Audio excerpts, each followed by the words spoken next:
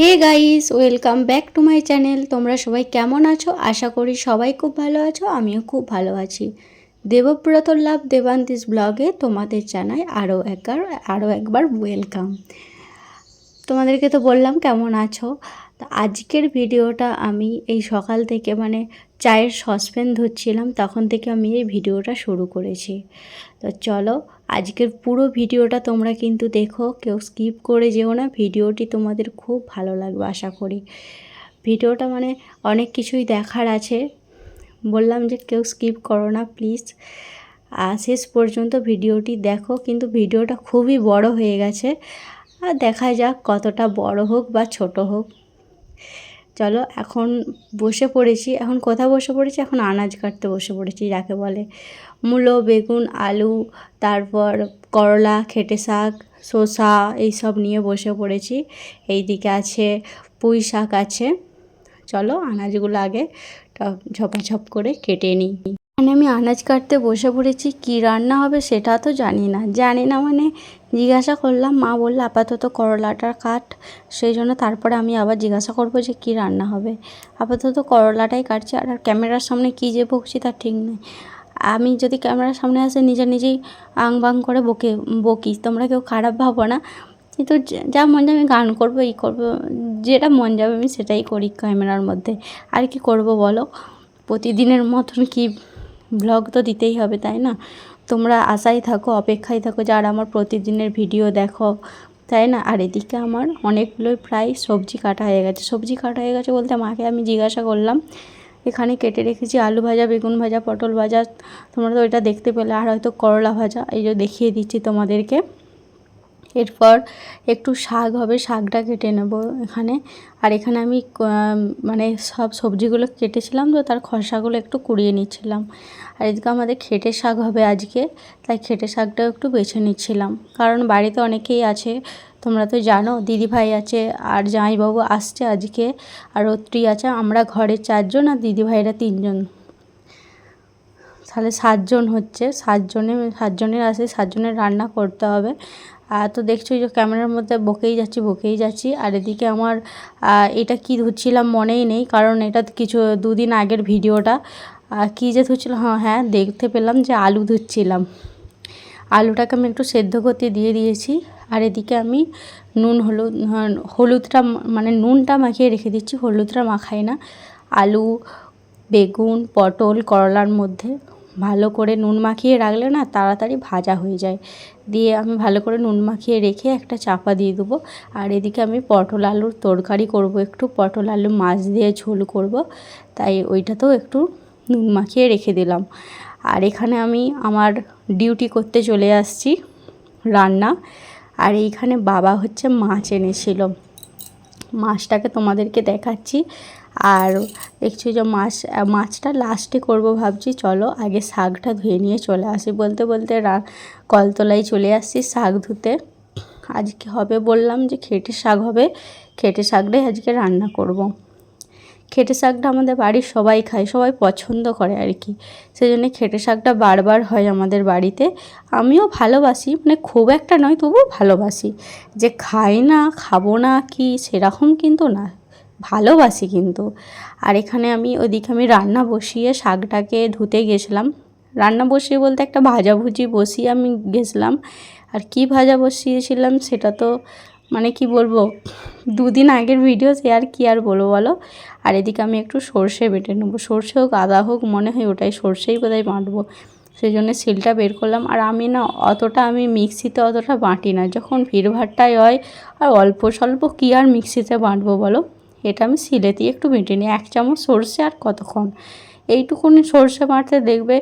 আর কত বড় কৌটো থাকে মিক্সির বলো তো? ছোট বড় দুই থাকে, দুটো মিলেমিশে, কিন্তু ছোটোটাও অনেকই ছোট।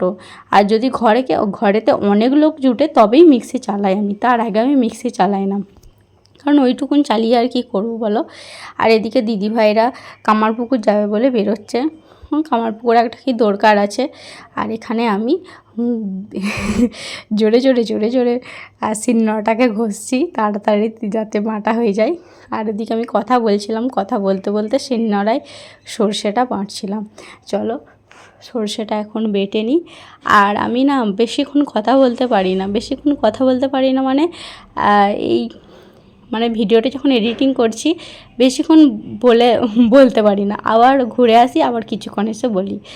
আর তারপর আমি শাকটাকে সেদ্ধ করতে দিয়ে দিচ্ছি ইন্ডাকশানে, কারণ শাকটা তাড়াতাড়ি হয়ে গেলে তাহলে কড়াতে সাঁতলে নিতে পারবো।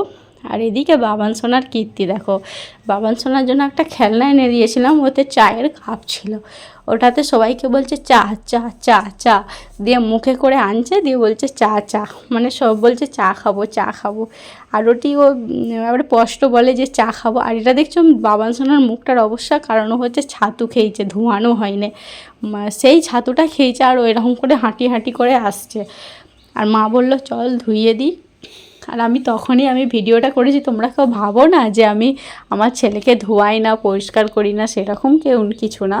তো মা এরপর ওকে ধুইয়ে দিবে, কারণ আমি তো খাওয়াই না, আমি এদিকে রান্নায় ব্যস্ত ছিলাম। তোমরা তো দেখতেই পাচ্ছ কী হারে ব্যস্ত আছি, ভিডিও করছি, এদিকে রান্না বান্না আমার কাজও করে যাচ্ছি। আর আজকে কি রান্না হবে সেটা তো তোমরা দেখলে, ভাজাভুজি হবে কয়েকটা, আর তোমাদেরকে তো বলেই দিলাম পটল আলু মাছ দিয়ে তরকারি হবে। তো শেষে কি কি রান্না হবে শেষে আমি কিন্তু দেখিয়ে দেবো, মানে কি কি রান্না করলাম।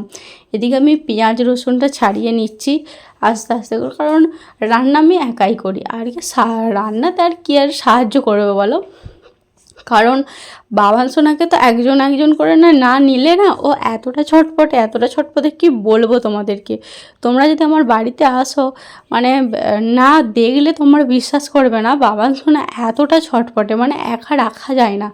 আর আমি তো কিছুতেই রাখতে পারি না, কি বলবো তোমাদেরকে। আর এদিকে আমি ভাজাভুজিগুলোকে দেখিয়ে দিলাম তোমাকে, আলু ভাজা, বেগুন ভাজা, করলা ভাজা, পটল ভাজা, যা যা ভাজাভুজি করেছি সব দেখিয়ে দিয়েছি।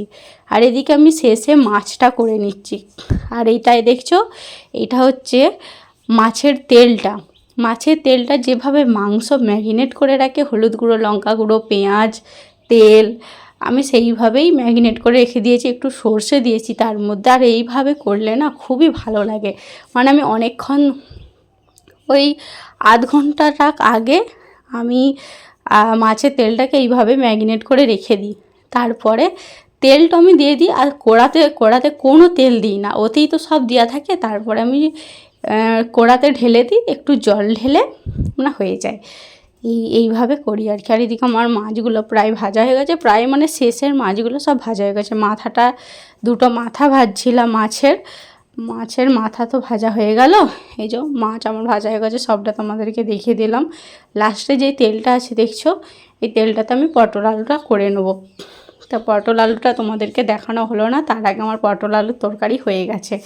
এদিকে আমি দেখিয়ে দিচ্ছি, মাছের তেল দেখালাম, আমের টক, পটল আলুর তরকারি দেখালাম। আর এদিকে ভাজাভুজি, করলা ভাজা, আলু ভাজা, পটল ভাজা, তারপর বেগুন ভাজা। তোমরা ভাজাভুজি শুনতে অবাক হয়ে যাচ্ছে।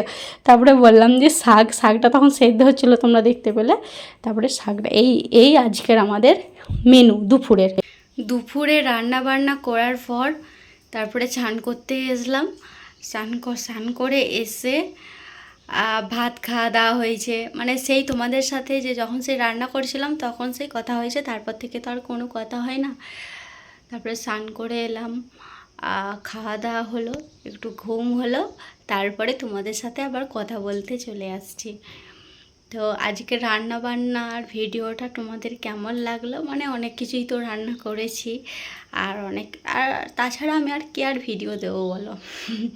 কোথাও গেলে হয়তো ভিডিও দিই, তার আগে তো আর কোনো ভিডিও দেওয়া হয় না। তো এখন বাজে 4টে বাজে, 4টের সময় তোমাদের সাথে একেবারে কথা বলতে চলে আসছি 4টের দিক করে। তো চলো এখনকার মতন টাটা বাই বাই করছি, আবার তোমাদের সাথে আবার পরে কথা হবে। তোমাদের সাথে সেই দুপুরে নয় সেই বিকেল 5টার সময় কথা হয়েছিল। এখন চলে আসছি সন্ধ্যাবেলার মুড়ি মাখতে চলে আসছি। চপ, আলু ভাজা, তারপর শসা, কাঁচা লঙ্কা, পেঁয়াজ, কাঁচা তেল, বিট নুন, আর কি দিয়েছি, আর দিয়েছি গোলমরিচ। এই সব দিয়ে আমি মুড়ি মাখতে বসে পড়েছি, কারণ আমার হাতে মুড়ি মাখা সবাই খেতে ভালোবাসে। তো যারা মুড়ি মাখা খেতে চাও অবশ্যই তাড়াতাড়ি চলে এসো, অবশ্যই মুড়ি মাখা খাবো তোমাদেরকে। এদিকে আমি মুড়িটা দেখছো মাখছি, দেখছো কেমন। তো মুড়ি তো আমার মাখা হয়ে গেছে, এবার থালায় থালায় আমি দিয়ে দিচ্ছি। কজন আছি আমরা? 7-8 জন আছি। 7-8 জনের থালায় থালায় দিয়েছি, কিন্তু লাস্টে না আমি এই যেটাই মুড়ি মেখেছি ওটাই খাবো। তো কেউ কিছু মনে করো না যে এক গাদা মুড়ি খাচ্ছি, এক গাদা নয়, আমি খুব বেশিও অত দিয়ে বিরাট যে মুড়ি সেটা তোমাদেরকে দেখিয়ে দিলাম। তো মুড়িটা খাচ্ছি আর হাসছি, যে ভাবছি যে তোমরা কি বলবে না বলবে। তো এদিকে আমার মুড়ি খাওয়া হয়ে গেছে, আর রাতের রান্না নিয়ে চলে আসছি। রাতের রান্না হবে, আজ হবে ডিম হবে। আর আমাদের ঘরে না মুরগির ডিমটা চলে না, মুরগির ডিম মা খায় না বলে চলে না, আমরা খাই ফাঁকে বুকে, কিন্তু মুরগির ডিমটা সেভাবে চলে না।